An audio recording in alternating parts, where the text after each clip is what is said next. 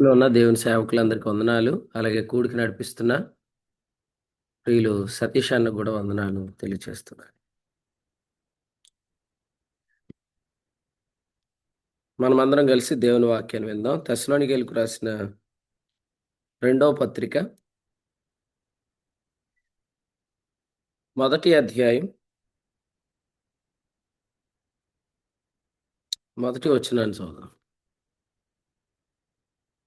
మన తండ్రి అయిన దేవుని యందును, ప్రభు అయిన యేసుక్రీస్తునందును ఉన్న తెస్సలోనికయుల సంఘమునకు పౌలును, సిల్వానును, తిమోతియును శుభమని చెప్పి వ్రాయినది.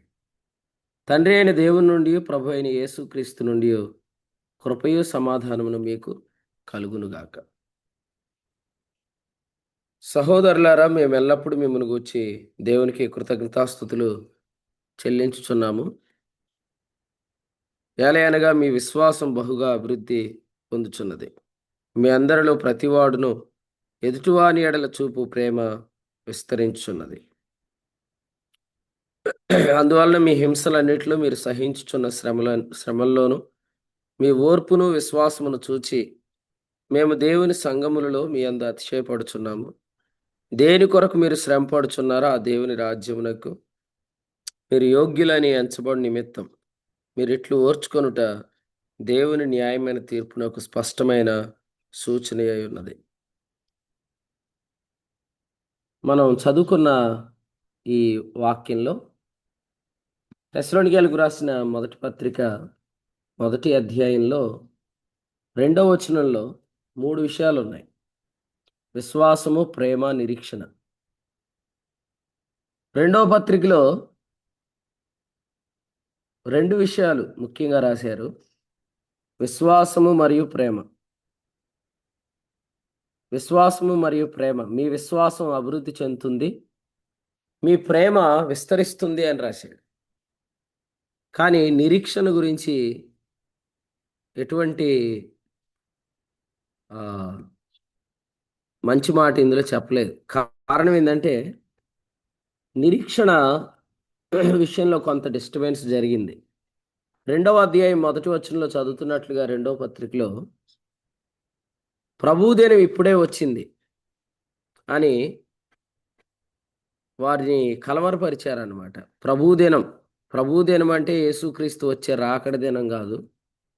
ప్రభుదినం అనగా శ్రమల కాలం. సంఘము శ్రమల కాలంలోనే ఉంటుంది అనే బోధ ఆనాడే వచ్చేసింది.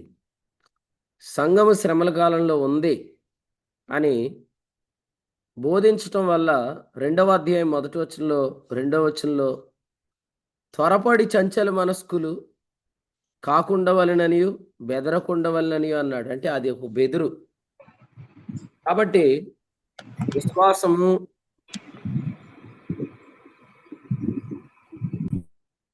విశ్వాసము మరియు ప్రేమ విషయంలో వారు బాగానే ఉన్నారు, కానీ నిరీక్షణ విషయంలో మాత్రం వారు డిస్టర్బ్ అయిపోయారు. సో వారి యొక్క నిరీక్షణను ఈ 2 పత్రికల ద్వారా పౌలు గారు కరెక్ట్ చేశారు. మొదటి పత్రికలో 4వ అధ్యాయం 13లో నిద్రించుచున్న వారిని గురించి తెలియపరిచారు. తద్వారా నిరీక్షణను వారిలో బాగు చేస్తూ 5వ అధ్యాయంలో ప్రభుదినం మన మీదకు రాదు. 5వ అధ్యాయం అంతా కూడా మొదటి పత్రికలో ప్రభుదినం మన మీదకు రాదు, సంఘం మీదకు ప్రభుదినం రాదు, అది లోకం మీదకు వస్తుంది అంటూ నిరీక్షణను కరెక్ట్ చేశారు. 2వ పత్రిక 2వ అధ్యాయంలో ప్రభుదినం ఇప్పుడే రాదు, ఇప్పుడే అంటే సంఘం ఉండగా రాదు అని మరలా నిరీక్షణను బాగు చేశారు. ఎందుకంటే మొదటి పత్రికలోనే చెప్పాడు. 3వ అధ్యాయం 9వ వచనం, మీ విశ్వాసంలో ఉన్న లోపం తీర్చబడాలి, మేము అందుకే ప్రార్థన చేస్తున్నాం అన్నాడు.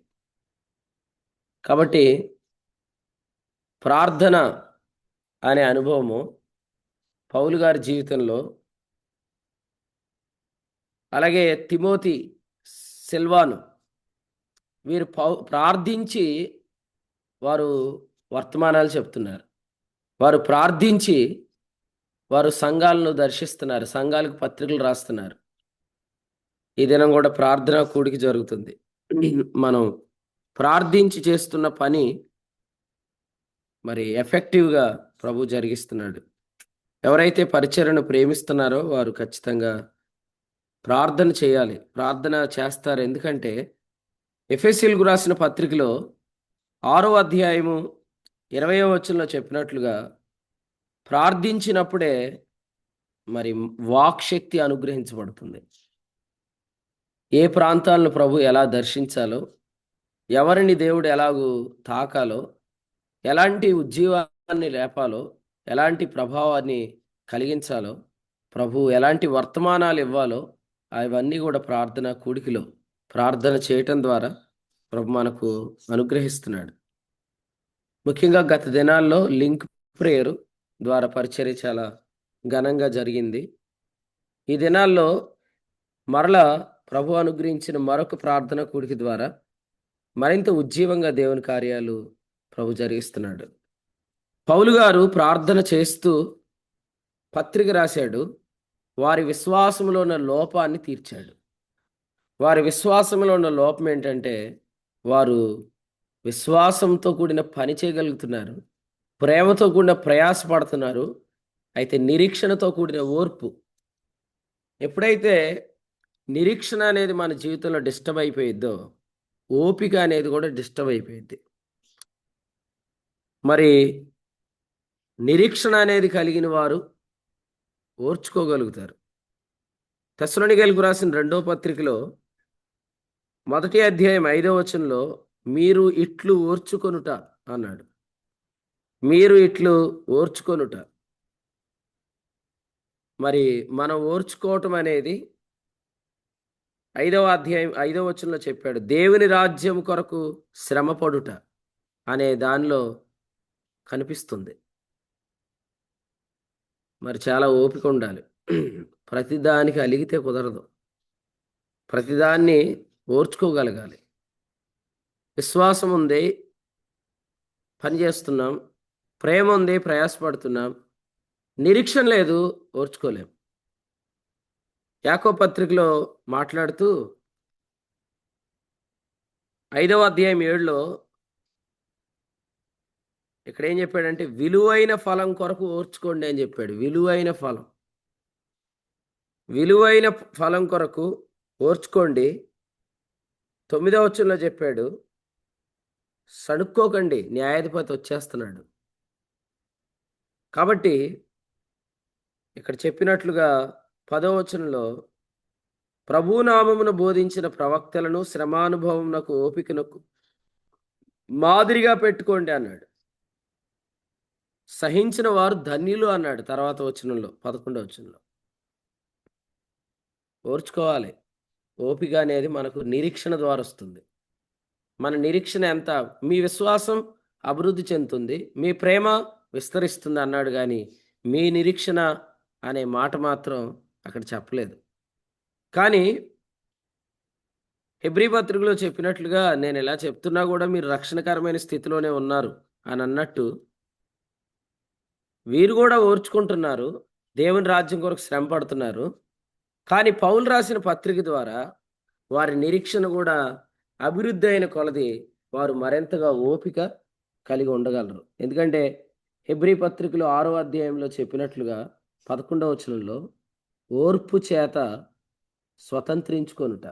ఓపిక ఉంటేనే మనం స్వతంత్రించుకుంటాం. ఇంతవరకు మనం ఎన్ని పట్టణాలు స్వాధీనం చేసుకున్నాం, ఇంతవరకు మనం ఎన్ని మేరలు స్వాధీనం చేసుకున్నాం. ఓపికతో వాగ్దానాలు స్వతంత్రించుకొని వారిని పోలి నడవాలి. విస్తారమైన పట్టణం లేకపోతే విస్తారమైన స్వాస్థ్యం స్వాధీనం చేసుకోవాల్సింది చాలా ఉంది. చాలా ఓపిక కావాలి. సో మనం ఆలోచిస్తున్నప్పుడు ఓర్పు తన క్రియను కొనసాగింపనీయుడి అని కూడా చెప్పాడు. యాకోబు పత్రిక 1వ అధ్యాయం 4లో ఓర్పు తన క్రియను కొనసాగింపనీయుడి. కొరింథీయులకు రాసిన 1వ పత్రిక 15వ అధ్యాయంలో మాట్లాడుతూ ఎప్పటికీ ఆసక్తిగానే ఉండండి అన్నాడు. ఓపిక అయిపోయింది, ఇంక నా వల్ల కాదు అనేది కాదు. యేసుక్రీస్తు వచ్చేదాకా 15:58లో చెప్పాడు, కార్యాభివృద్ధి యందు ఎప్పటికీ ఆసక్తులే ఉండండి. ఓపిక చాలా కావాలి. ఓర్పు మన జీవితాల్లో ఎంత ఉంది, ఎంత ఓర్చుకోగలం, ఎంత సహించగలం, that depends upon our hope. మనకున్న నిరీక్షణ మీద అది ఆధారపడి ఉంటుంది. నిద్రించుచున్న వారి విషయంలో మన నిరీక్షణ, ప్రభుదినం సంఘం మీదకు రాదు అనే స్పష్టత, ప్రభుదినం ఇప్పుడు రాదు అనే స్పష్టత మనకుంటే, నిరీక్షణ విషయంలో మన విశ్వాస జీవితంలో లోపం తీర్చబడుతుంది. తద్వారా మనలో ఓర్పు కలుగుతుంది. ముఖ్యంగా ఈ పత్రికలో న్యాయమైన తీర్పు ఒకటి ఉంది, జరగబోతుంది. తెస్సలోనికీయులకు రాసిన 2వ పత్రికలో న్యాయమైన తీర్పు ఒకటి జరగబోతుంది. ఆ తీర్పు ఏంటంటే, యేసుక్రీస్తు వచ్చినప్పుడు 9, 10 వచనాల్లో మీరేమో ఎత్తబడతారు, వారేమో విడవబడతారు. 9, 10 వచనాల్లో చెప్పాడు. ఎవరైతే మిమ్మల్ని శ్రమ పెడుతున్నారో 8వ వచనం, వారికి శ్రమ, మీరైతే మాతో కూడా విశ్రాంతి పొందుతారు. ప్రకటన 3:10, తెస్సలోనిక 1:10, ఈ వచనాలన్నిటిలో అదే చెప్పాడు. కాబట్టి ప్రియులారా, ఈ తీర్పు న్యాయంగా జరగబోతుంది. ఎందుకు జరుగుతుంది ఈ తీర్పు? లేకపోతే మనం ఎందుకు ఎత్తబడుతున్నాం? మనం ఎందుకు శ్రమల కాలాన్ని తప్పించుకుంటున్నాం? మనం ఎందుకు ఆ ఉగ్రత దినాన్ని తప్పించుకుంటున్నాం? మనం ఎందుకు ఆ లోకం మీదకి వచ్చే ఆ ప్రతిదండన దినాన్ని మనం తప్పించుకుంటున్నామంటే, మీ భక్తి జీవితాన్ని బట్టి అని అనలేదు. ఏమన్నాడు 10వ వచనంలో అంటే, మేము మీకు ఇచ్చిన సాక్ష్యమును మీరు నమ్మితిరి. Only because you accepted the gospel. మీరు సువార్తను అంగీకరించారు కాబట్టి మీరు ఈ న్యాయమైన తీర్పులో మీరు శ్రమను పొందేవారిలో నుండి ప్రత్యేకించబడి మీరు విశ్రాంతి పొందుతారు అని చెప్పాడు. ఈ స్పష్టత మనకు ఉండాలి. ఇది ఉండకపోతే మనం నిరీక్షణ కలిగి ఓపికతో మనము జీవించే వారముగా ఉండలేం. ఈ అధ్యాయంలో మొదటి వచనాన్ని నేను చదువుతున్నాను. మొదటి వచనం, మన తండ్రి అయిన దేవుని యందును ప్రభు అయిన యేసుక్రీస్తునందును ఉన్న సంఘం. మన జీవితాల్లో మనం తెలుసుకోవాల్సిన చాలా ప్రాముఖ్యమైన సంగతి ఏంటంటే, విశ్వాసి దేవుని యందును క్రీస్తునందు ఉన్నాడు. యేసు ప్రభువే చెప్పారు. ఏమనంటే, తండ్రి నా యందు నీవును నీ యందు నేనును ఉన్నలాగునే అన్నాడు. ఉన్నలాగున శిష్యులు అప్పటికి విశ్వాసం ఉంచారు కాబట్టి, వీరు మన యందు ఏకమై ఉండాలి. వీరు మాత్రమే కాదు, నా యందు విశ్వాసం ఉంచు వారందరూ, అంటే మనమందరం కూడా ఇప్పుడు దేవుని యందు ఏకమై ఉన్నాం. తండ్రిలో కుమారుడు ఉన్నాడు, కుమారునిలో తండ్రి ఉన్నాడు. కొంతమందికి తండ్రిలోనే కుమారుడు కనపడుతున్నాడు కానీ కుమారునిలో తండ్రి కనపడట్లేదు. తండ్రిలో కుమారుడు ఉన్నాడు అనేది ఎంత సత్యమో, కుమారునిలో తండ్రి ఉన్నాడు. కుమారునిలో తండ్రి ఉంటే కుమారుడు ఎప్పటి నుంచి ఉంటాడు? అది అర్థం కావట్లే. తండ్రిలో కుమారుడు ఉన్నాడు, కుమారునిలో తండ్రి ఉన్నాడు. ఇప్పుడు మనము తండ్రి కుమారుని యందు ఉన్నాము. తండ్రి కుమారుని యందు మనం ఉన్నాం. ఇది 11, 12 వచనాల్లో ఈ అధ్యాయంలో పిలుపు అని చెప్పాడు. అంటే తండ్రి యందు కుమారుడు, కుమారుని యందు తండ్రి ఉన్న ఈ అద్భుతమైన ఈ దైవత్వంలోనికి మనల్ని ఇంక్లూడ్ చేయటం అనేది పిలుపు. మీరు ఇక్కడ చదివిన వచనాలన్నిటిలో శ్రమ పడుతున్నారు అన్నాడు. ఇదంతా పిలుపు తర్వాతే. శ్రమ పడితే పిలవలేదు. దయచేసి జాగ్రత్త వినాలి. శ్రమ పడితే పిలవలేదు, ఓర్చుకుంటే పిలవలేదు, విశ్వాసం కలిగితే పిలవలేదు, ప్రేమ కలిగితే పిలవలేదు. పిలిచిన తర్వాత ఇవన్నీ చెప్తున్నాడు. మరి ఎందుకు పిలిచాడు? తండ్రిలో కుమారుడు, కుమారునిలో తండ్రి అనే ఈ దైవత్వంలోనికి మనల్ని ఎందుకు పిలిచాడు? శ్రమ పడినందుకు పిలవలేదు, ఓర్చుకున్నందుకు పిలవలేదు, విశ్వాస ప్రేమలు మనలో ఉన్నాయని పిలవలేదు. మరి ఎందుకు పిలిచాడు? చెప్పండి, ఒక్కలైనా చెప్పండి. ఎందుకు పిలిచాడు? దైవత్వంలో మనం కూడా ఇంక్లూడ్ అవడానికి మనల్ని ఎందుకు పిలిచాడు?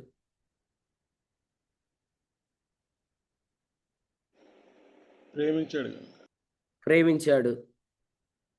ఇంకా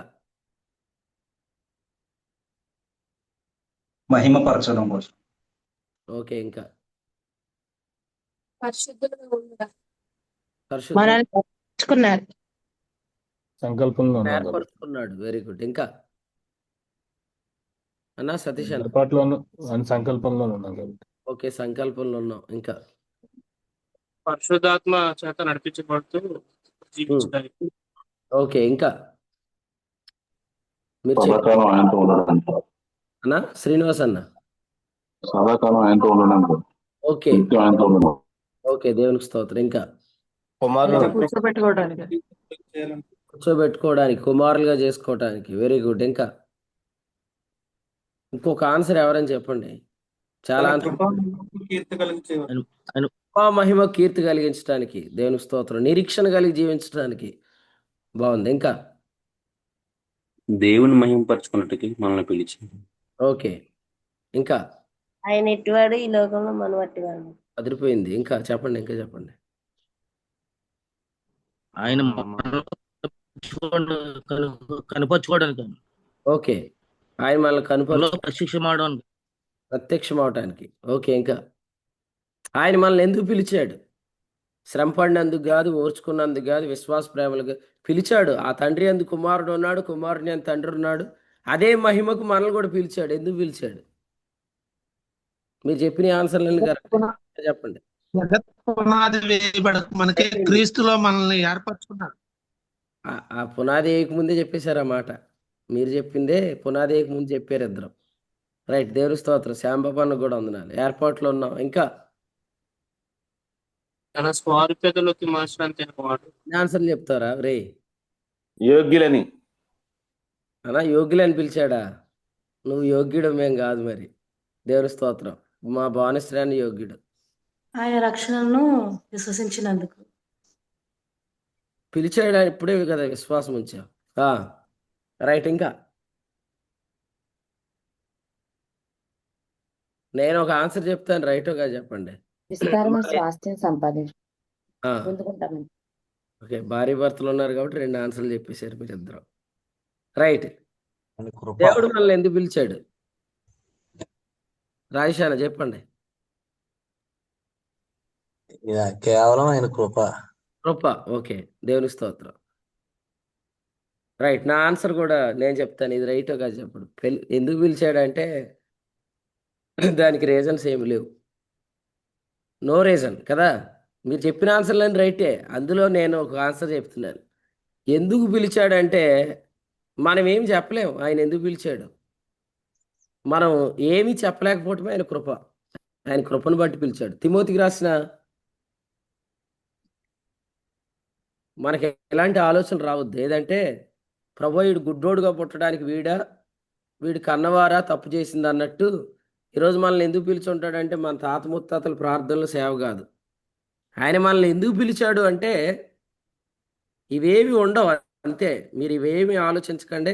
ఆలోచిస్తే మీరు చాలా జ్ఞానవంతులని, కానీ ఆ జ్ఞానం దేవుడు కూడా లేదని అర్థం. కాబట్టి ఎక్కువ ఆలోచించకండి.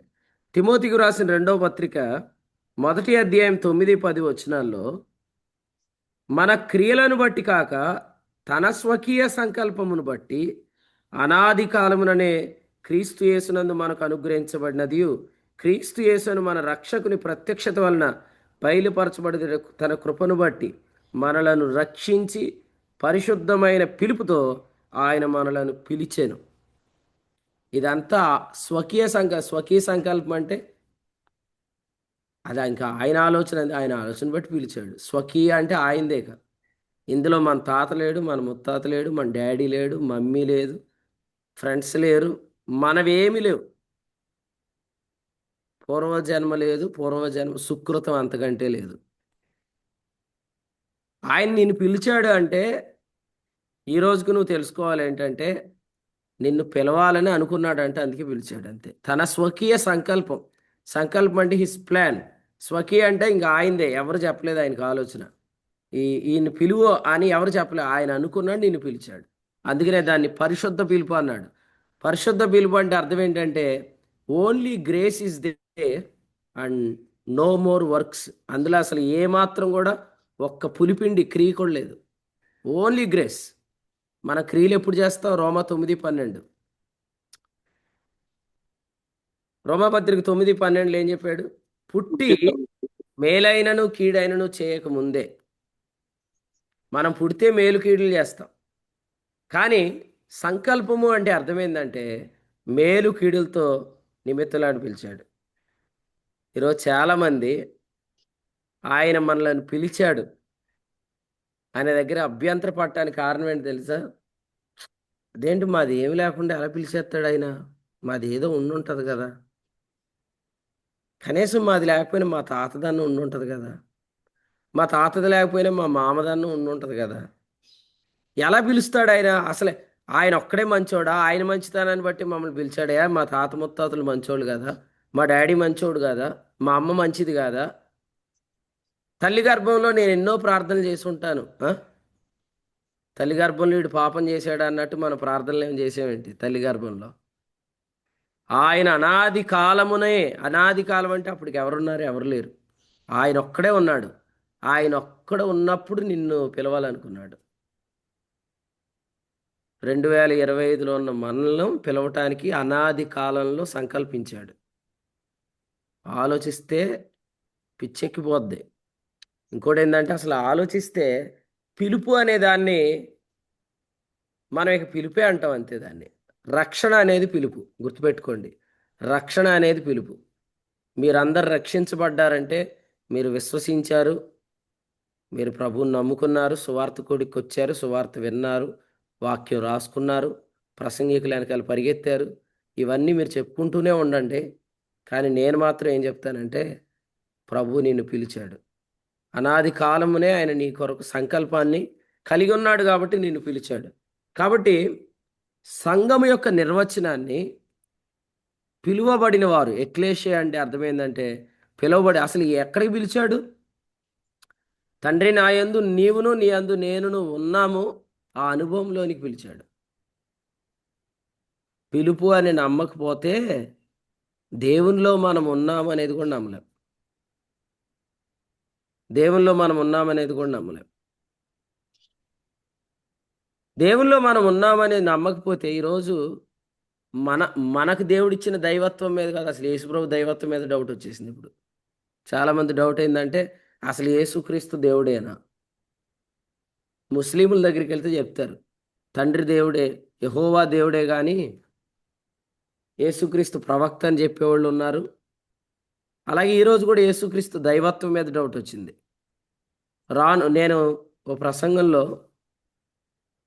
ఓ బిట్ చెప్పాను, అది ర్యాన్సమ్ వాంటెడ్లీ దాన్ని కట్ చేసి షార్ట్ చేశాడు.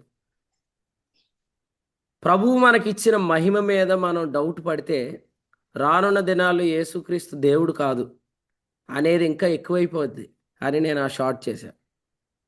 ఒక క్రిస్టియన్ అసెంబ్లీకి చెందిన ఒక బ్రదర్ దాని కింద కామెంట్ ఏం పెట్టాడంటే ఎవడరా వీడు అని పెట్టాడు దాని కింద. నేను ఫోన్ చేసి కనుక్కున్నా, అడిగితే ఆ క్వశ్చన్కి ఆన్సర్ లేదు. యేసుక్రీస్తు మనకి ఇచ్చిన మహిమ మనల్ని దైవములుగా చేసిందంటే ఈరోజు అభ్యంతర పడేవాళ్ళు చాలామంది ఉన్నారు. అంటే మనం ఎవరు?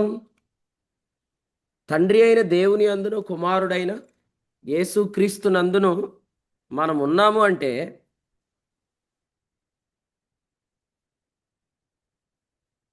ఎందుకు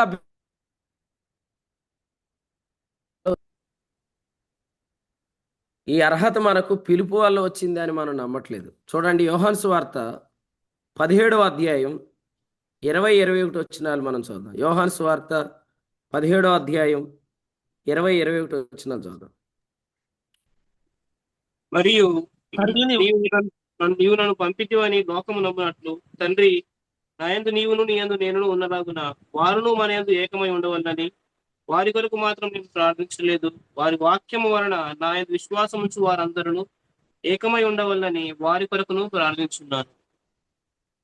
మనము ఏకమై ఉన్నలాగున వారును ఏకమై ఉండవాలని నీవు నాకు అనుగ్రహించిన మహిమను నేను వారికి ఇచ్చి తిని అన్నాడు. యేసుక్రీస్తుకు దేవుడు అనుగ్రహించిన మహిమ ఏంటి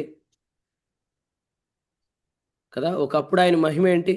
ఆది యందు వాక్యం ఉండెను, వాక్యము దేవుని యొద్ద ఉండెను, వాక్యము దేవుడై ఉండెను. ఆది యందు ఆయన దేవుడు. ఇప్పుడు శరీరధారిగా వచ్చాడు. మరలా ఈయనను తండ్రి మృతుల్లో ఉండి లేపి మళ్ళీ ఏమిచ్చాడు? మహిమనిచ్చాడు. ఇప్పుడు యేసుక్రీస్తుకున్న మహిమ ఎక్కడుంది? తండ్రితో ఉందా? దేవదూతలతో ఉందా?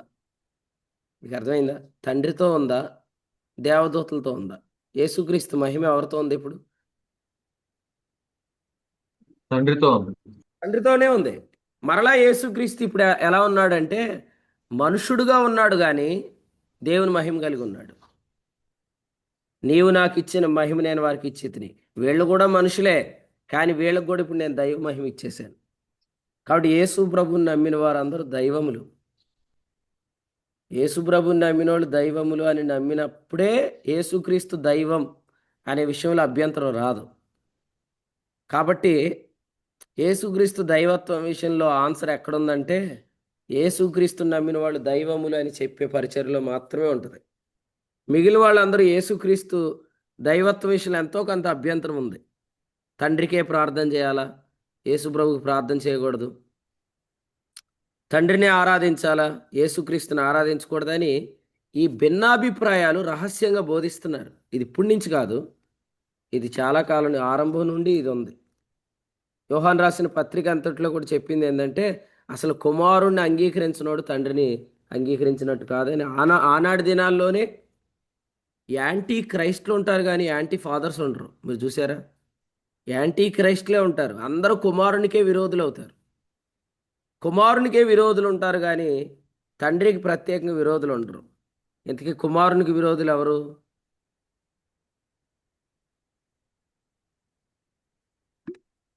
ఆయన శరీరధారిగా రాలేదని. ఇప్పుడు నేను చెప్పిన పాయింట్, కుమారుని విరోధులు ఎవరు? ఆయన ఇచ్చిన మహిమ నమ్మని వారు. కుమారుని విరోధులు ఎవరంటే తండ్రికి విరోధులే. తండ్రి విరోధులు ఎవరు ప్రత్యేకంగా ఉండరు. కుమారునికి విరోధులే తండ్రికి విరోధులు. కుమారుణ్ణి అంగీకరించలేని వారు.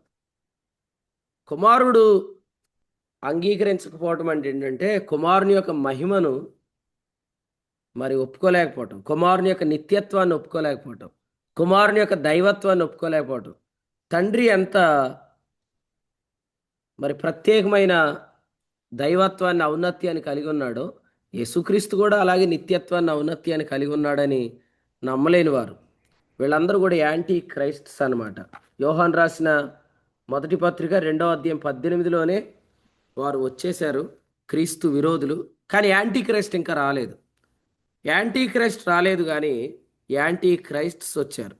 దీనిని ఏమన్నాడంటే తెస్సలోనికీయులకు రాసిన 2వ పత్రిక 2వ అధ్యాయం 7వ వచనంలో ధర్మ విరోధి ఇంకా రాలేదు, కానీ ధర్మ విరోధ సంబంధమైన మర్మం ఎప్పటికే క్రియ చేస్తుంది.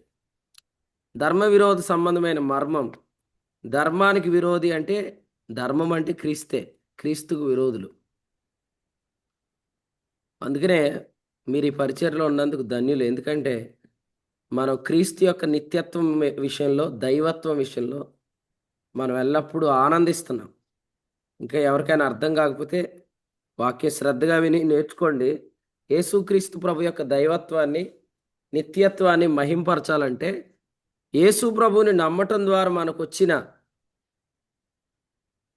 ఆ స్థితిని, ఆ ఔన్నత్యాన్ని, ఆ మహిమను మనం ఎల్లప్పుడూ కూడా ఒప్పుకోగలగాలి.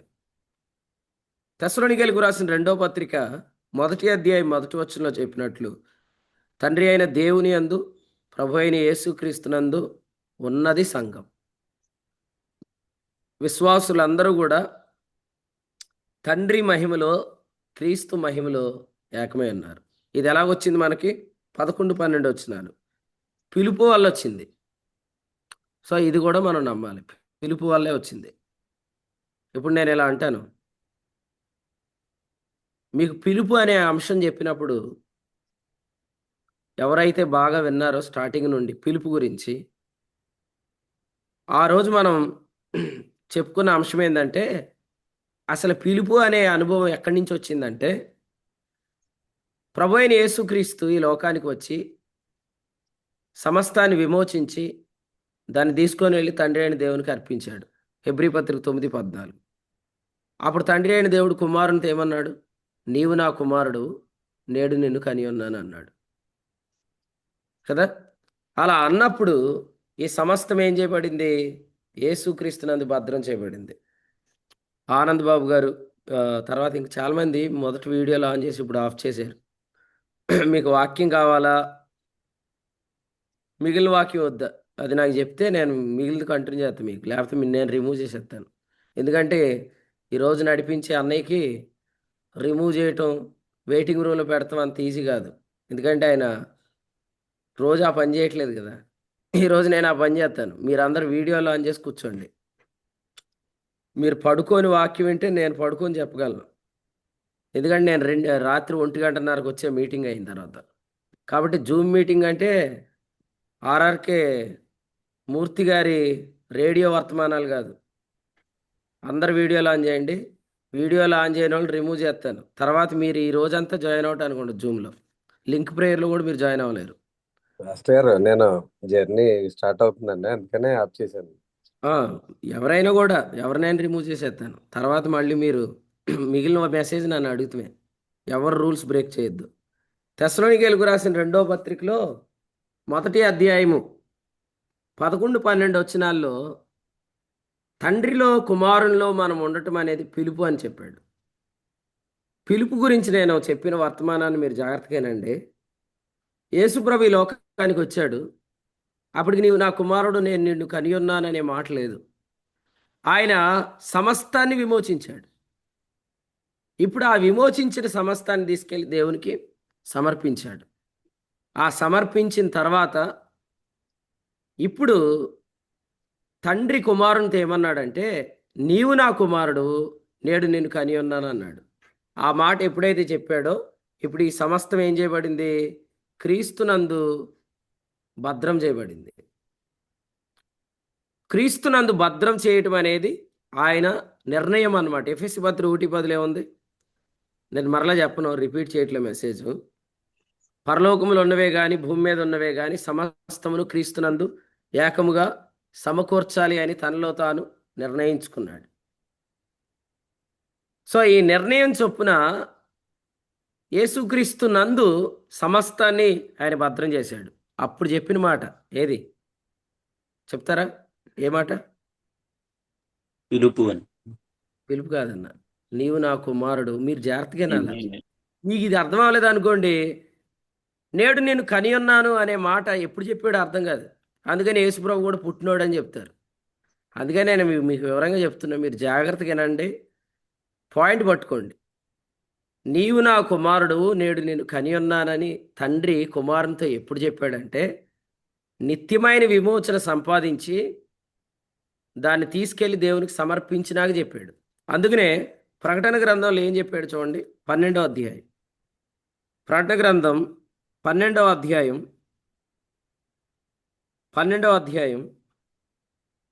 వచనం 10 చదువుదాం. 1-10.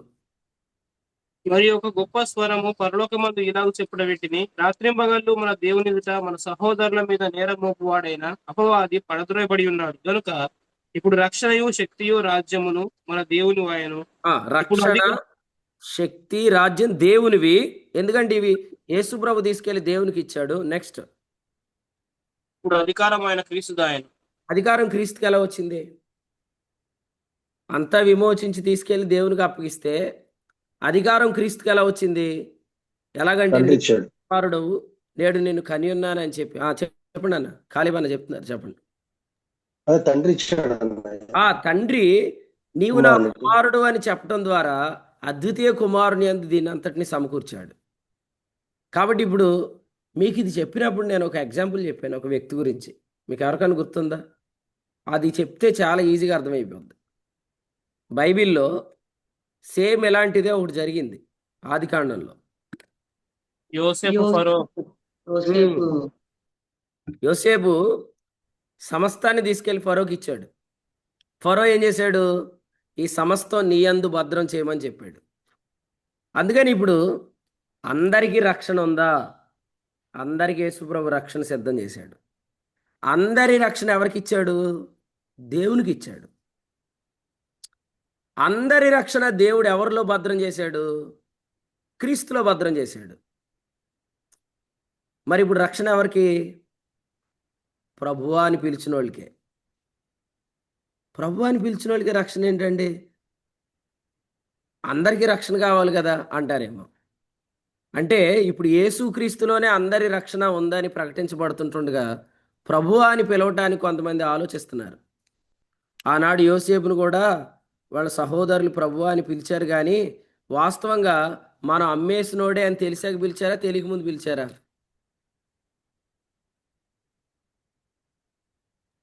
తెలియక పిలిచారు. సరే, ఆదికాండం చదివి చెప్తారా? తెలియక ముందే పిలిచారు. తెలియక ముందే పిలిచారు. Right answer. తెలిసాక కాదు, తెలియక ముందే పిలిచారు. నేను ఒక మాట చెప్తాను. రేపు 1000 ఏళ్ల ప్రభుత్వ కాలంలో యేసుక్రీస్తును విశ్వాసులు ప్రభు అని పిలుస్తారా, అవిశ్వాసులు ప్రభు అని పిలుస్తారా? ఇద్దరు పిలుస్తారండి. అందరూ పిలవాల్సిందే. మరి ఆయనే రాజు కదా. ఇప్పుడున్న సీఎం గారు, పిఎం గారు, లేకపోతే ఇంకెవరైనా వాళ్ళు మన మతానికి చెందిన వాళ్ళు కాకపోయినా వాళ్ళు మన సార్ అని పిలవాల్సిందే. అలాగే ఈనాడు కూడా చాలామంది ఆయన ప్రభువా అని పిలుస్తారు. ఎందుకు పిలుస్తారంటే ఆయన ప్రభుత్వం దూతల మీదను అధికారుల మీదను శక్తుల మీద ఉంది. అందుకని పెంటపాడు వెళ్ళి తాడు కట్టించుకోవటానికి ఒక అధికారానికి ఎలా లోబడుతున్నారో ఈరోజు కూడా దెయ్యాలు పోవాలంటే కూడా కొంతమంది ప్రభు సన్నిధికి వచ్చి ప్రభువా ప్రభువా అని పిలుస్తారు. కానీ వాళ్ళు యేసు క్రీస్తు నా ప్రభువు నా రక్షకుడు అని ఒప్పుకోవట్లే. అందుకని ఆ దినమందు అనేకులు ప్రభువా ప్రభువా అని పిలుస్తారు. కానీ అక్రమం చేయవారులారా మీరు ఎవరో తెలియదు అన్నాడు, కానీ విశ్వాసులను అలా ఇంకెన్నడా అండవు. దయచేసి దుర్బోధలు చేయకండి. ఎవరైనా ఇక్కడ కూర్చున్న వాళ్ళు తెలియక చేస్తున్నారేమో. విశ్వాసులను ఎన్నడైనా నేను ఎరగను అని అండవు. ఎందుకంటే గల్తీ పత్రికలు ఏం చెప్పాడు? ప్రభువుని ఎరిగిన వారం, మరి విశేషముగా ఆయన చేత ఎరగబడిన వారు. ఇంకోటి చెప్పండి, స్థిరమైన పునాది ఏంటి? సంఘము కట్టబడుతున్న స్థిరమైన పునాది, అన్షేకబుల్ ఫౌండేషన్ ఏంటి? చెప్పాలా మీరు? వచనాలు చెప్పాలా? ప్రభు యొక్క స్థిరమైన పునాది ఏంటి? తిమోతికి రాసిన 2వ పత్రిక 2:19, ప్రభువు తన వారిని ఎరుగును. ఇదే స్థిరమైన పునాది.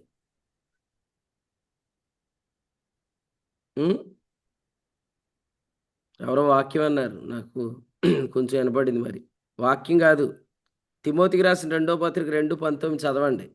స్థిరమైన పునాది ఏదంటే ప్రభువు తన వారిని ఎరుగును. కాబట్టి ఏదో మైకుల్లో కేకలేయడానికి ఉపయోగపడతాయి ప్రసంగాలు. ఒకరోజు ప్రభు వస్తాడు, అక్రమము చేయవర్లరా మీరు ఎవరో నేను ఎరగను అంటాడు.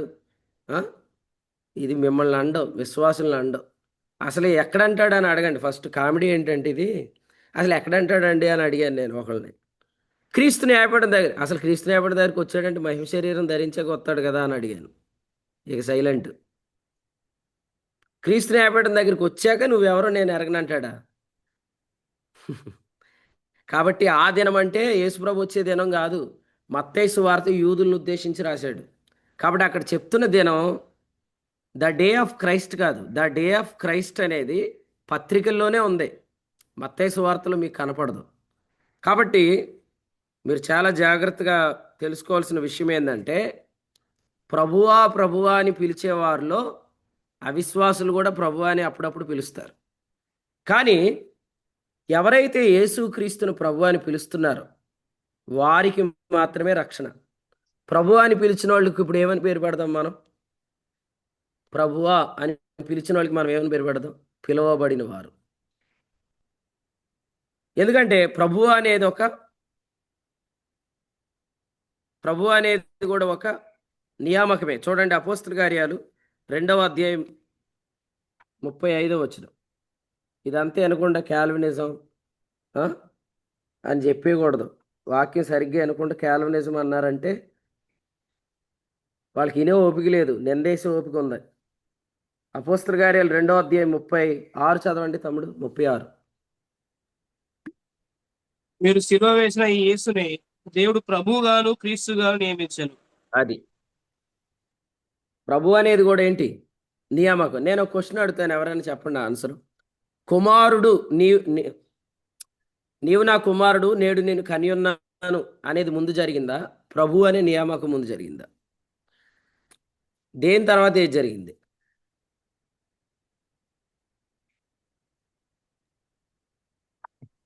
నేను ఇప్పుడు చెప్పింది అర్థమైతే మీరు ఆన్సర్ చెప్తారు. ముందు కుమారుడు అని పిలిచాడు, ఆ, తర్వాత ప్రభు అని.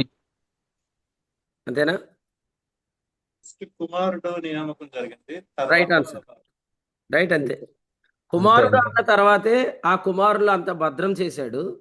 అలా భద్రం చేయడం ద్వారా ఆయనను ప్రభువుగా నియమించాడు. తండ్రి అయిన దేవుడే దేవుడు, యేసుక్రీస్తు మాత్రం ప్రభువు అనే వాళ్ళకి ఈ వివరాలు అని తెలియదు. తెలియక ఆయన ఎక్కడ చూసినా మీరు ప్రభు అనే ఉంది కానీ దేవుడు అని లేదంటారు. ప్రభు అనేది ఒక నియామకం. ఆయనకి ప్రభు ఇచ్చిన ఒక అధికారం అని ఉంది కదా, అధికారం అది. మనం లార్డ్ అని ఎవరిని అంటాం? My lord. లార్డ్ సర్ అని ఎవరిని అంటాం? అధికారం అది.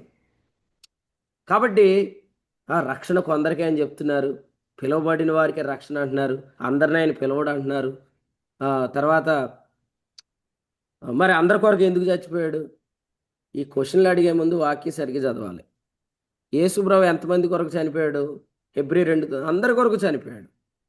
క్రీస్తు విమోచన సంపాదించినప్పుడు ఎంత విమోచించాడు? హెబ్రీ 9:12 నిత్యమైన విమోచన, సమస్తాన్ని విమోచించాడు, దేవునికి సమర్పించాడు. ఆ దేవుడు క్రీస్తును ప్రభుగా నియమించాడు. ఎవరైతే యేసుక్రీస్తును ప్రభు అని పిలవటానికి నామోసి లేకపోతే వాళ్ళు పిలవటానికి అహమడ్డొస్తుందో వాళ్ళెవ్వరూ కూడా రక్షించబడరు. అందుకనే రోమపత్రిక 10:9 రాశాడు, యేసు ప్రభు అని నోటితో ఒప్పుకోవాలి. పేతురు ఫిలిప్పీ పత్రిక 2:11 రాశాడు, తండ్రి అయిన దేవుని మహిమార్థమై యేసుక్రీస్తును ప్రభు అని ఒప్పుకోవాలి. యేసును ప్రభు అని ఒప్పుకోకపోతే రక్షణ లేదు. యేసును ప్రభు అని ఒప్పుకోనని వారిని ఇప్పుడు మనం చెప్తాం వారు పిలువబడలేదు అని. వారు యేసును ప్రభు అని పిలవరాని సంగతి ఎలాంటిదో మీరు ఆలోచన చేయండి. ఇప్పుడు చూడండి, సాధారణంగా మనలో నుంచి ఎవరైనా బాగా పెద్ద హీరో అయ్యాడు అనుకోండి, ఆయన హీరో చేసిన వ్యక్తిని పిలుస్తాం కానీ ఈయన హీరో అని పిలవం. ఇప్పుడు మనలో నుండే మన ఊరిలో వాడే మనతో తిరిగేవాడిని ఎవరో హెచ్చించారు. ఫర్ ఎగ్జాంపుల్ నేనే ఉన్నానండి, నేనే ఏం చేస్తున్నానంటే సంజుబాల్ బ్రదర్ బాగా పాట పాడాడు అని నేను ఆయన హెచ్చించాను. ఆయన హెచ్చించినప్పుడు ఆయన అంటే ఇప్పుడు నేను ఏమంటున్నానంటే మీకు ఎవరికైనా పాట నేర్చుకోవాలంటే బ్రదర్ దగ్గరికి వెళ్ళండి అని అన్నాను. మీరేమో నా దగ్గరికి వస్తున్నారు. మీరు నా దగ్గరికి ఎందుకు వస్తున్నారని నేను మిమ్మల్ని అడిగితే ఆయన్ని హెచ్చించింది మీరే కదండి, ముందు గురువు గారు మీరే అని నా దగ్గరికి వస్తున్నారు. దీన్ని ఏమంటారు? ఇదే బుద్ధి. ఈరోజు యేసుక్రీస్తును ప్రభు అని పిలవని వాళ్ళందరూ కూడా మాకు దేవుడు కావాలి కానీ మాకు ప్రభు అవసరం లేదంటే, ఇప్పుడు ఫర్ ఎగ్జాంపుల్ దానికి దేవుడు రెస్పాండ్ అయ్యాడు అనుకోండి, అప్పుడు దేవుడు ఏం చేసినట్టు? మీకు అర్థమైందా నేను చెప్పిన పాయింట్? చెప్పండి అన్న. అన్యాయం చేసినట్టు ఎవరి విషయంలో? కుమారుణ్ణి హీనపరిచినట్టు. యేసుక్రీస్తు విషయంలో, ప్రభు విషయంలో, యేసుప్రభు విషయంలో. కానీ దేవుని గురించి మనకు ఒక లక్షణం తెలుసు, ఏమని? ఆయన తన స్వభావమునకు విరోధముగా ఏదియో చేయనారుడు. మీరు యేసుక్రీస్తు దగ్గరికి వచ్చి లోబడండి అంటాడు, అంతే. అది తండ్రి అయిన దేవునికి మహిమ. అది తండ్రి అయిన దేవునికి మహిమ. హాగర్ కూడా బయటికి వెళ్ళి శారా మీద కంప్లైంట్లు ఇచ్చేస్తుంది. ఏం చెప్పాడు?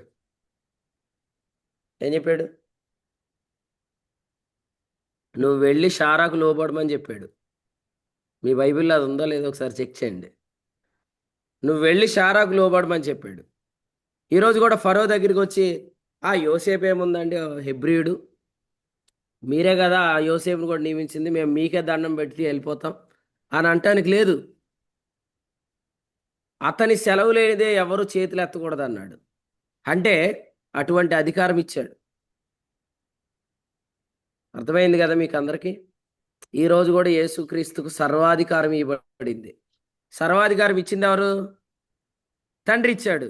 కాబట్టి తండ్రి ఎక్కువ, కుమారుడు ఎక్కువ? ఇది కాదురా బాబు నాలెడ్జ్ అంటే. అది చెత్తది, అది చెత్త బుర్ర.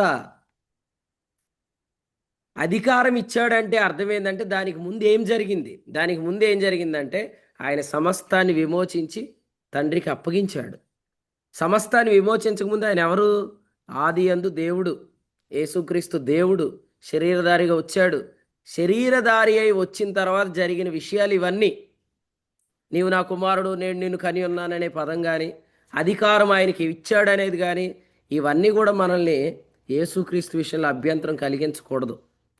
అలా కలిగిస్తున్నాయంటే అర్థం ఏంటంటే మనకు వాక్యం తెలియదని అర్థం. సో ప్రభువే మీ అందరినీ జ్ఞానంలో భద్రం చేయగునుగాక. అజ్ఞానంలోకి పోకండి, జ్ఞానంలో నిల్చుండండి. కాబట్టి మనం అందరం పిలువబడిన వారమని మనకు ఎలా పేరు వచ్చిందంటే సమస్తం క్రీస్తులో ఉందని నమ్మి యేసుక్రీస్తుని మనం ప్రభు అని పిలిచాం. ఈనాటికి కూడా మనం పిలువబడిన వారిలాగే ఉండాలి. ఎప్పుడైనా ఎక్కడైనా కూడా మీరు ఎలా రక్షించబడ్డారంటే ఇంకేమి చెప్పొద్దు. ఆయన తన స్వకీయ సంకల్పమును బట్టి అనాది కాలమున ఆయన నిర్ణయాన్ని బట్టి నన్ను పిలిచాడు అని మీరు చెప్తే పిలుపుకు మీరు యోగ్యులుగా బ్రతకగలుగుతారు కూడా. ఇప్పుడు మీరు ఎక్కడికి వెళ్ళినా మీ పిలుపు గురించి చెప్పుకోండి. అప్పుడు మీ ప్రవర్తన పిలుపుకు తగినట్టు ఉంటుంది. కానీ మీరు ఎలా పిలువబడ్డారంటే దానికి కారణాలు ఏమైనా చెప్తున్నారు అంటే ఆ తర్వాత పిలువబడిన దానికి యోగ్యంగా మీరు జీవించలేరు. పిలుపుకు యోగ్యత ఏంటి ఇప్పుడు చూద్దాం. అది కూడా చూసి మనం వెంటనే ముగించుకుందాం. తెస్సలోనికైలకు రాసిన 2వ పత్రిక 1వ అధ్యాయం 5వ వచనం చదవండి. తెస్సలోనికైలకు రాసిన 2వ పత్రిక 1వ అధ్యాయం 5వ వచనం. దేని కొరకు మీరు శ్రమపడుచున్నారో ఆ దేవుని రాజ్యమునకు మీరు యోగ్యులని ఎంచబడి నిమిత్తము. అది ఇక్కడ చూడండి, దేవుని పిల్లలవటానికి మనం శ్రమ పడలేదు. దేవుని పిల్లలవటానికి మనం శ్రమ పడలేదు. తండ్రిలో కుమారునిలో ఏకమవటానికి మనం శ్రమ పడలేదు. దేవుని మహిమను పొందటానికి మనం శ్రమ పడలేదు. యేసుప్రభు వచ్చినప్పుడు శ్రమల కాలం తప్పించుకోవడానికి మనం శ్రమ పడలేదు. ఇది పిలుపు అని మనకు అర్థమైంది. అప్పుడు మనం దేవుని రాజ్యం కొరకు శ్రమ పట్టు కలిగిద్ది. దేవుని రాజ్యం కొరకు శ్రమ పట్టడం అంటే ఏంటంటే మనలో విశ్వాసం కలిగిద్ది, మనలో ప్రేమ కలిగిద్ది, మనలో ఓర్పు కలిగిద్ది. ఇంకా సింపుల్గా చెప్పాలంటే అసలు విశ్వాసి జీవించవలసిన జీవితం మనకు కలిగిద్ది. మనం ఎలా విశ్వాసులమో చెప్తేనే విశ్వాసులు కలగాల్సిన వాస్తవ జీవం కలిగిద్ది.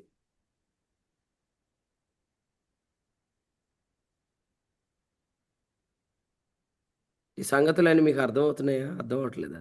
అర్థమవుతున్నాయి అంటారు. బాగా అర్థమవుతున్నాయి అంటారు.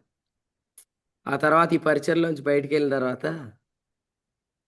ఈ వాక్యం ఎలా తెలుసు అంటే నేను వెంటనే అరేబియా దేశంలోనికి వెళ్ళి తిని కాలేవన్ అవుతున్నాడు. అలాగే చెప్తారు. మీరు ఆదిలాబాద్ కుర్రోడు అలాగే చెప్పాడు, జగన్నాథపురం కుర్రోడు అలాగే చెప్పాడు. ఇప్పుడు ఎవరైనా అలాగే చెప్తారు. బయటికి వెళ్ళిన తర్వాత ఏమంటారు? నేను అక్కడ సత్యం వరకే నేర్చుకున్నాను, మిగిలిన రెవల్యూషన్స్ అన్ని అరేబియా దేశం నుంచి వచ్చాయి. ఫైనల్గా ఏం చెప్తారో తెలుసా? సత్యం అక్కడ ఎలాగ తెలిసిందంటే అక్కడ కూడా ఆయనకి ఏం సత్యం తెలియదు. ఆయన సింగపూర్ నుండి ఒక గురువు గారి ద్వారా వాక్యం తెలుసుకున్నాడు. సత్యం కూడా అక్కడదే, ఇంగ్లీష్ అయిందే అని చెప్తారు. సరే, దేవునికి స్తోత్రం. అయితే మీకు మాట చెప్తాను, మీరు వినండి. పిలుపు విషయంలో ఎప్పుడు అబద్ధం ఆడినా కొనసాగింపు కోల్పోతాం. గుర్తుపెట్టుకోండి. మనం కూడా రక్షించబడినప్పుడు మీరు ఎలా రక్షించబడ్డారంటే అంతా ఆయన కృప అండి అంటారు. ఆ తర్వాత మా అమ్మగారి ప్రార్థన నన్ను రక్షించిందండి అంటారు. మా తాత సేవ నన్ను ఈరోజు సేవకుడిగా చేసింది అంటారు. మీ తాత సేవ కాదు, మీ అమ్మ ప్రార్థన కాదు. అనాది కాలంలో మీ అమ్మ ఎక్కడ ఉందిరా బాబు? అనాది కాలంలో మా అమ్మ ఎక్కడ ఉంది? అనాది కాలంలో మన అమ్మ లేదు. ఆయన నిన్ను అప్పుడే అనుకున్నాడు. అప్పుడు అనుకోకపోతే ఇప్పుడు మన అమ్మ ప్రార్థన చేస్తే వస్తాము మనం? చెప్పండి. అనాది కాలంలో మా అబ్బాయిని నువ్వేమో అనుకోలేదు కదా ప్రభువా, ఇప్పుడు నేను ఉపవాసం ఉంటాను పిలవమంటే వచ్చాం మనం కదా. చాలా అవివేకం. అంటే ఏంటంటే ఎలాగో ఓడలోకి వచ్చాం కాబట్టి ఇక్కడ అబద్ధం ఆడేద్దాం అనుకుంటే ఎట్లా? కొనసాగింపు కోల్పోతున్నాం. ఈరోజు దేవుని రాజ్యం కొరకు శ్రమ పడుతున్న వారు ఎవరంటే దేవుని సంఘం యొక్క నిర్వచనం తెలిసిన వాళ్ళే. దేవుని సంఘం వేరు, దేవుని రాజ్యం వేరు. దేవుని సంఘము అనేది మనం కరెక్ట్గా నిర్వచిస్తేనే దేవుని రాజ్యం అంటే ఏంటో మనకు అర్థమైంది. సో దేవుని రాజ్యం అనేది ఇప్పుడు మన చేతిలో ప్రభు మనకి ఇచ్చాడు. అదే నేను చెప్పి ముగిస్తున్నాను. ఫైనల్ రెఫరెన్స్ యోహాను రాసిన మొదటి పత్రిక 3వ అధ్యాయం. యోహాను రాసిన మొదటి పత్రిక 3వ అధ్యాయము. ఒకసారి ఈ వచనం చదవండి. 3వ వచనం. నేను దీని వివరణ నేను చెప్పను, కానీ మీరు రాజమండ్రి మెసేజ్ వినండి, మీకు అందరికి అర్థమైద్ది. ఒకసారి 3 ఆయన యందు ఈ నిరీక్షణ పెట్టుకున్న ప్రతి వాడును ఆయన పవిత్రుడై ఉన్నట్టుగా తను పవిత్రునిగా చేసుకొను. ఇది దేవుని సంగమా, దేవుని రాజ్యమా? ఈ వచనాన్ని దేవుని సంఘం అందామా, దేవుని రాజ్యం అందామా? అది అలా పట్టుకోండి. చెప్పేశారు ఆన్సర్. 4వ అధ్యాయం 17 చదవండి. 4:17 చదవండి. తీర్పు దినమందు మనకు ధైర్యం కలుగునట్లు దీని వలన ప్రేమ మనలో పరిపూర్ణం చేయబడి ఉన్నది. వీడికి ఏం బ్రేకులు ఉండవు, అదంతా చదవకూడదు. ఏలే అనగా ఆ ముందు వచ్చినానికి కరెక్ట్ గా ఇది చదవాలి. అక్కడే ఆయన పవిత్రుడై ఉన్నట్టుగా తన్ను పవిత్రునిగా చేసుకొనును. ఇదొకటి. 17 ఏముందంటే ఆయన ఎట్టివాడో మనం ఈ లోకంలో అట్టివారు. ఇది దేవుని సంఘం. దేవుని సంఘం ఏది, దేవుని రాజ్యం ఏది? అర్థమైంది మీకు? దేవుని సంఘం ఏంటంటే ఆయన ఎట్టివాడో మనం ఈ లోకంలో అట్టివారు. దేవుని రాజ్యం ఏది? ఆయన పవిత్రుడై ఉన్నట్టుగా మిమ్మల్ని మీరు పవిత్రం చేసుకోండి. ఇప్పుడు ఆయన పవిత్రుడై ఉన్నట్టుగా తన్ను పవిత్రునిగా చేసుకోండి అంటే ఇప్పుడు ఈ పవిత్రత ఎవరి చేతిలో ఉంది? ఈ బాధ్యత ఎవరి చేతిలో ఉంది? మన చేతిలో. ఇది మనం అంటే ఇప్పుడు ఇది మనకు అప్పగించబడిన పని కదా. ఆయన ఎట్టివాడు ఉన్నాడు ఈ లోకంలో, మనం అట్టివారం. ఆయన దగ్గర బాధ్యత ఎవరిదే? ప్రభుదే. అదే ఉందే. సంఘము అనే పిలుపులో మనం ఉన్నాము. పిలుపును కరెక్ట్గా చెప్తే ఈ వచనం కూడా కరెక్టే. నేను రాజమండ్రి మెసేజ్ మిమ్మల్ని ఏమంటున్నాను, ఎవరు వినకపోయినా మళ్ళీ ఖచ్చితంగానండి. ఆ మెసేజ్లో మోసం చేసేవాళ్ళు ఈ వచనాన్ని ఎలా మోసం చేస్తారో చెప్పాను నేను. ఓకేనా? ఎవరో కాదు, ఆయన పవిత్రుడు, మనం పవిత్రులం. ఆయన పవిత్రుడై ఉన్నట్టుగా మనం పవిత్రులుగా చేసుకోవాలనేది మనకు చెప్పలేదు. ఎందుకంటే మనం ఆయన ఎట్టివాడు ఈ లోకంలో అట్టివారమని సంఘము దగ్గర చెప్పిన మాటని రాజ్యానికి కూడా ఆపాదిస్తారు. అప్పుడు చాలామంది ఏమవుతున్నారు, తప్పులు చేసినా మనం ఆయన ఎట్టివాడు ఈ లోకంలో అట్టివారం కాబట్టి మనము పవిత్రునిగా చేసుకోవటం అనే అంశం మనకు లేదు అనుకుంటున్నారు. అలా ఉందా? అలా ఉందా? అలా లేదు. ఎలా ఉంది? ఆయన యందు నిరీక్షణ పెట్టుకుని ప్రతివాడు ఆయన పవిత్రుడై ఉన్నట్టుగా తన్ను పవిత్రునిగా చేసుకుంటాడు. నెక్స్ట్ వచనంలో ఏముంది? ఆజ్ఞాతిక్రమమే పాపం కదా. నేను ఆ రోజు మెసేజ్ చెప్పినప్పుడు ఎంతమంది విన్నారు? ఈ వచనం చెప్పినప్పుడు ఎవరి దగ్గర తీసుకెళ్తారు? ఆజ్ఞాతిక్రమమే పాపం అంటే ఆదాము దగ్గర తీసుకెళ్తారు. కానీ ఈ వచనం చెప్పింది ఎవరికే? ఇది మనకే చెప్పాడు. ఆజ్ఞాతిక్రమమే పాపం. నాకు తెలిసి సతీష్ అన్న ఈ మెసేజ్ అంతా మళ్ళీ సారాంశం చెప్తాడు అనుకుంటున్నాను. ఎందుకంటే సత్యప్రసాద్ గారు ప్రార్థన చేసి వదిలినప్పటికి 7:15 అయింది. కాబట్టి ఇంకొక 5 నిమిషాలు ఉన్నాయి. ఇదంతా సతీష్ అని కవర్ చేస్తాడు. కాకపోతే నేను జస్ట్ చెప్పి ముగిస్తున్నాను. ఎక్కువసేపు సతీష్ అని చెప్తాడు అనుకొని ముందే పారిపోకండి, కానీ మీరు నిలిచి ఉండండి. ఇక్కడ చెప్పాడు చూడండి, ఆయన ఎందుకు నిరీక్షణ పెట్టుకున్నవాడు తను పవిత్రుడైనట్టుగా ఆయన పవిత్రుడైన తను పవిత్రునిగా చేసుకుంటాడు అన్న తర్వాత ఆజ్ఞాతిక్రమమే పాపము అన్నాడు. కాబట్టి ఇది మనకు చెప్పాడు. ఇది ఆదాము దగ్గర తీసుకెళ్ళిపోతున్నారంటే అది మోసం. అది మోసం అయితే దాన్ని పట్టుకున్నదే అభిషేకం. జాన్ ఎన్నావా మెసేజ్? రాజమండ్రి మెసేజ్ విన్నానే. వింటే పర్లేదు, వింటే మళ్ళీ అనండి పర్లేదు. అసలు వినకపోతే మాత్రం ఖచ్చితంగానండి. ప్రభు మిమ్మల్ని అందరం దీవించును గాక. దేవుని సంఘము, దేవుని రాజ్యం. దేవుని సంఘం మనల్ని పిలిచాడు, దేవుని రాజ్యం ఆ పిలుపుని మనం ఎప్పుడు చెప్తూ ఉండాలి. అప్పుడు మన పిలుపుకి యోగ్యులుగా జీవించగలుగుతాం. ప్రభువే మనందరినీ వర్తమానాల ద్వారా వాక్యంలో భద్రం చేయను గాక. ఆసక్తిగా మీరు కూడా చదవండి. పౌలు రాసిన పత్రికలన్నీ మీరు చూడకుండా చెప్పగలిగిన అన్నిసార్లు చదవాలి. పత్రికలు చూడకుండా చెప్పేయాలి. రోమా పత్రిక నుండి హెబ్రీ పత్రిక వరకు మనకు రాసిన పత్రికలు. ఎవరికో రాసినవి మనం చదివేంలేండి.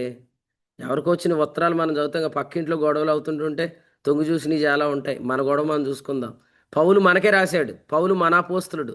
మనకు రాసినవి మనకు అర్థమైతే బైబిల్ అంతా అర్థమైద్ది. ఇశ్రాయేలీలకు రాసినవి అంతా చదివి పత్రికలు చదివితే ఏం అర్థం అవ్వదు. ఫస్ట్ పత్రికలు బాగా చదవండి. మీలో ఎవరైనా ఏదో ఒక రోజు అన్నా నేను రోమా పత్రిక 1 నుండి హెబ్రీ పత్రిక ఆఖరి వచ్చిన వరకు చూడకుండా చెప్తానంటే మన యూట్యూబ్ ఛానల్లోనే మీరు చెప్పాలి ఒకరోజు. ఆ రోజు ఏ రోజు వస్తుందో ఆ రోజు అందరికంటే ముందు మీరే చెప్పాలి. కాబట్టి మీరు అలా చదవటం ద్వారా ఖచ్చితంగా మీ జీవితంలో మార్పు స్టార్ట్ అయ్యింది. పౌలు పత్రికలు అర్థం కాకపోతే దేవుని సంకల్పం అర్థం కాదు. అప్పుడు పరిశుద్ధ లేఖనాలు మీకు అర్థం కాదు. కాబట్టి ఈ విషయాలు గమనించాలి అని ప్రభుపేట తెలియజేస్తూ, యోహాను పత్రిక, పేతురు పత్రిక, యాకోబు పత్రిక, యోధా పత్రిక ఇవి యూదులను ఉద్దేశించి రాశాడు. అవి కూడా మనం కరెక్ట్గా ఇంటర్ప్రిట్ చేయగలుగుతాం. యోహాను పత్రిక దగ్గర చాలామంది కన్ఫ్యూజన్ ఉంది. హెబ్రీ పత్రిక దగ్గర కొంత కన్ఫ్యూజన్ ఉంది.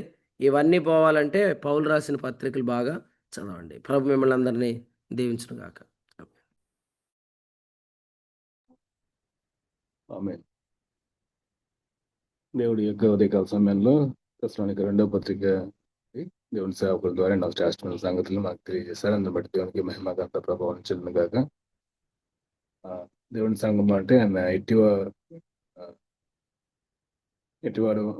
మనం కూడా అట్టివారం అని, దేవుని రాజ్యం అనగా మనం ఆయన పవిత్రుడే ఉన్నట్లు మనం కూడా పవిత్రులుగా ఉండాలి అని, అది మన బాధ్యత అని చెప్పి ఇంత స్పష్టంగా తెలియజేశారు.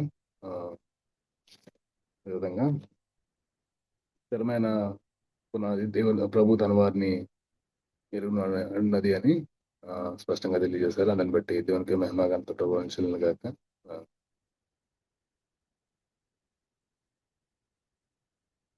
దయచేసి జ్ఞాపకం చేసుకుందామండి.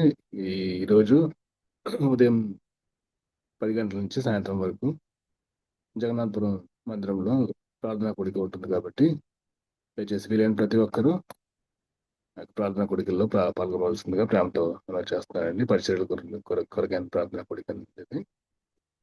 అదేవిధంగా సోమవారము మంగళగిరి ప్రాంతంలో ప్రత్యేకమైన మంత్రి మీటింగ్ ఉంటుంది. కాబట్టి ఆ యొక్క కోడిక కొరకు, అదేవిధంగా మంగళవారం రోజున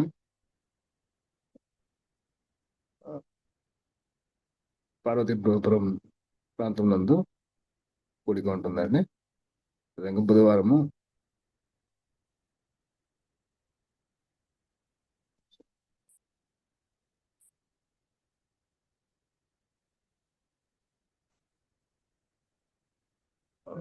రెండవ తేదీన ఎర్రపౌతవరం ప్రాంతంలోను, విధంగా 23వ తేదీన నంద్యాల కడప ప్రాంతాల్లోను, 24, 25 తేదీన హైదరాబాద్ ప్రాంతంలోను ప్రత్యేకమైన కోడికలు ఉంటాయి. కాబట్టి దయచేసి ప్రతి ఒక్కరు కోడికల కొరకు మీ యొక్క అర్థం ప్రార్థనలు జ్ఞాపకం చేసుకోవాల్సిందిగా ప్రాంతం మనం చేస్తారండి. నెక్స్ట్ సమయంలో ఎవరన్నా ప్రేరేపించబడిన వారు యొక్క ముగింపు ప్రార్థన చేస్తే కోడికలు వందనాలు. ప్రార్థన చేద్దాం. పరిశుద్ధ ప్రేమ గల తండ్రి, కృపగల నాయన, మీకు వందనాలు. మమ్మల్ని ప్రేమించి నాయన మీరు మాకు ఇచ్చిన సంగతులన్నిటికీ కృతజ్ఞతలు చెల్లిస్తున్నాం. తెస్సలోనిక సంఘంలో నాయన విశ్వాసం ఉంది, ప్రేమ ఉంది. కానీ నిరీక్షణ విషయంలో కొంచెం లోపం ఉంది. నిరీక్షణ విషయంలో వారు భ్రమపరచబడ్డారు. అయితే మీ విశ్వాసములో ఉన్న లోపం తీర్చటం కొరకే ప్రభు నన్ను ఉంచాడని పౌలు గారు ఆ సంగతులు వారు చెప్పినప్పుడు నిరీక్షణ విషయమై వారు ఆ కలవరాలన్నిటి నుంచి బయటికి రావటానికి మీ కృప చూపించారు. నిజంగా ప్రభువా నాయన, మీరు మమ్మల్ని పిలిచారు అనే దాంట్లో అసలు ఏమీ లేదు, దానికి ఒక రీజన్ ఏమీ లేదు అనేది మేము ఎరిగితే, మమ్మల్ని ఆయన పిలిచాడు, దానికి రీజన్ ఏం లేదు, ఆయన అనాదికాల సంకల్పమే అని మేము చెప్పినప్పుడు ఖచ్చితంగా పిలుపుకు యోగ్యులుగా మేము జీవిస్తాం. అప్పుడు నిరీక్షణ గలవారమై ఓర్పుతో మా క్రియలను కొనసాగిస్తామని మీరు మాకు నేర్పించినందుకు మీకు స్తోత్రాలు. పిలుపులో నాదేమైనా ఉంది అని అనుకుంటే ఖచ్చితంగా కొనసాగింపు ఉండదని, పిలుపు అంటే ఆయన అనాదికాల సంకల్పం అని, అసలు నన్ను పిలవటానికి నా యందు కారణాలేమీ లేవని మేము ఎరిగినప్పుడు కొనసాగింపు మేము అనుభవిస్తాం. పిలుపుకు యోగ్యులుగా మేము ఉండగలుగుతాం. మీకు స్తోత్రములు స్తుతులు చెల్లిస్తున్నాం. నిజముగా నాయన పిలువబడిన మేము మా ప్రియ ప్రభు ఆయన తాను సంపాదించిన అంతటిని తండ్రికి అప్పగించి తండ్రికి అప్పగించబడిన సమస్తం మరలా తిరిగి యేసు ప్రభులోనే భద్రం చేయబడి ఆ సమస్తం ఆ సంపూర్ణత క్రీస్తులో మా కొరకే ఉందని మేము ఎరిగితే, మా కొరకే దేవుడు క్రీస్తులో దాన్ని భద్రం చేశాడని మేము ఎరిగితే, పిలువబడిన వారికి అది భద్రం చేయబడిందని మేము ఎరిగితే నాయన యేసు ప్రభును ప్రభువు అని ఎరిగిన వారికే నాయన అది భద్రం చేయబడింది. ఆ భద్రం చేయబడిన సమస్తం పిలువబడిన వారిదే. పిలువబడిన వారు యేసు ప్రభు నామములో వాటిని అడుగుతున్నప్పుడు అవన్నీ అనుగ్రహించబడతాయని మీరు చెప్పినందుకు మీకు స్తోత్రాలు చెల్లిస్తున్నా. మాత్రమే కాదు నాయన, ఈనాడు ఈ సంగతులు తేటగా తెలియక నాయన తండ్రి అంటే ఇష్టమే, దేవుడు అంటే ఇష్టమే, యేసుక్రీస్తు ప్రభు ఇష్టం లేదనేవారు. తండ్రిని ఒప్పుకుంటాం, కుమారుడు ఒప్పుకోమనేవారు. కానీ కుమారుని ఒప్పుకోవటమే తండ్రిని ఒప్పుకోవటం అనే సంగతి వారికి తెలియట్లేదు.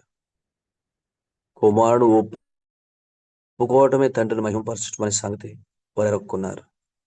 కుమారుని ద్వారా తప్ప మీరు మమ్మల్ని ఎవరిని ఎరగలేదు ప్రభు. నాయన ఇప్పుడు మీ చేత మేము ఎరగబడ్డామంటే కుమారుడు మా ప్రభు, ఆయనను బట్టి మీకు స్తోత్రాలు స్తుతులు చెల్లిస్తున్నా. మాత్రమే కాదు, సంఘమునకు రాజ్యమునకు కూడా తేడా తెలియని వారు ఉన్నారు. నాయన సంఘం అంటే ఆయన ఎట్టివాడో ఈ లోకంలో మేము అట్టివారమనే అనుభవం సంఘం. నాయన రాజ్యం అంటే ఈ నిరీక్షణ పెట్టుకున్న ప్రతివాడు ఆయన పవిత్రుడై ఉన్నట్టు తను పవిత్రుడుగా చేసుకొనును. కాబట్టి సంఘము జీవించాల్సిన జీవితమే రాజ్యము. మీకు స్తోత్రాలు చెల్లిస్తున్నాం. ఈ సంగతులు ఎరిగిన వారు అనేక మంది వీటిని వక్రీకరించిన, మేమైతే మంచి స్థితిలోనే మమ్మల్ని ఉంచారు. మీకు స్తోత్రాలు. వీటన్నిటిని పసిగట్టగలిగే స్థితిలో మమ్మల్ని ఉంచారు. మీకు స్తోత్రం స్తుతులు చెల్లిస్తూ ఉన్నా. నాయన మరి ఎంత తేటగా మీరు మమ్మల్ని దర్శిస్తున్నందుకు మిమ్మల్ని స్తుతిస్తూ మీ నామమును గణపరుస్తూ, మరి ఈ సంగతులను బట్టి మేము నెమరు వేసుకుంటూ ఆనందిస్తూ జీవించటానికి మీ కృపను మాకు కుమ్మరించమని, ఈ దినం అంతటి కొరకు మేము అత్యధికమైన విజయాల్లో సాగిపోతామనే నిరీక్షణను కలిగించే సందేశం మాకు ఇచ్చినందుకు మా హృదయపూర్వకమైన కృతజ్ఞతాస్తుతులు మీకు చెల్లిస్తూ, చేరొచ్చిన ప్రతి సేవకుని ప్రియులను దీవించమని నాయన, మేము అడుగుపెట్టు ప్రతి స్థలం ఈ దినం మీరు మాకు ఇచ్చినందుకే స్తోత్రాలు చెల్లిస్తూ, మీ సేవకుని బట్టి స్తుతిస్తూ, యేసు ప్రభు పేట కృతజ్ఞతాస్తుతులు స్తోత్రాలు చెల్లించి కొడుకును ముగిస్తున్నాం తండ్రి. ఆమేన్. ఆమేన్. వందనాలన్నా. అన్నా ముగింపు వందనాలు. ప్రార్థన చేస్తున్నా దేవుని సేవకులు రాజేశ్వరి గారికి పొడికి పక్షాన వందనాలండి. దయచేసి గమనించండి, లింక్ ప్రేయర్ ఈవినింగ్ స్టార్ట్ అవుతుంది.